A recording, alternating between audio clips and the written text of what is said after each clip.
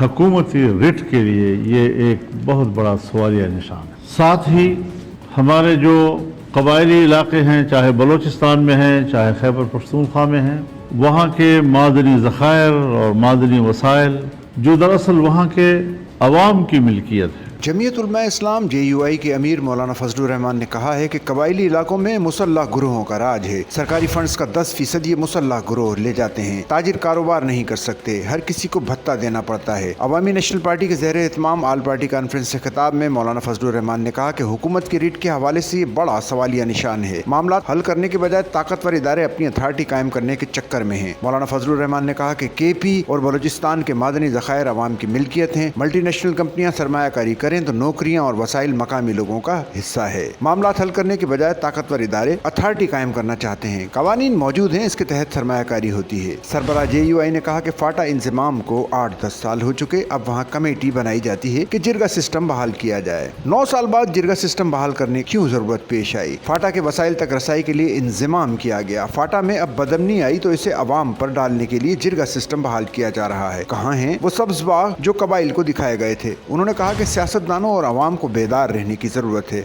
मुत्तफका चीजों को बहस में लाया जाए। हमारे मुल्क का पार्लिमानी और सियासी निजाम सवालिया निशान है। अवाम के वोट के हक पर डाका डालना ना कल जायज था ना आज जायज है। नेशनल एक्शन प्लान अब एक हवाला तो रह गया है, ना ये आइन का हिस्सा है ना कानून का हिस्सा। ये सिर्फ एक APC का एलामिया है। इसके इम्तियाजी हिस्सों को खत्म किया जाए। नेशनल इकनॉमिक प्लान की जरूरत है ताकि मुस्तकबिल में अवाम मुतमईन हो कि ये मेरी मिल्कियत है और इसका मुनाफा हुआ है। बातचीत के जरिए ही मसाइल हल हो सकते हैं। बदमनी के पीछे अवामिल को तलाश किया जाए। मौलाना फजलुर रहमान ने कहा कि अफगान महाजरीन की जबरी बेदखली का अमल इन हालात में मुनासिब नहीं। कैटेगरीज तय की जाएं। बहुत से अफगान हैं जिन्होंने साल से सरमायाकारी की हुई है। बहुत से अफगान तलबा हमारे यहाँ से इंजीनियर्स और डॉक्टर बने हैं। ये हमारी स्किल्स हैं, इनको ज़ाया ना करें। जो तलबा हैं उनको तालीम मुकम्मल करने दी जाए।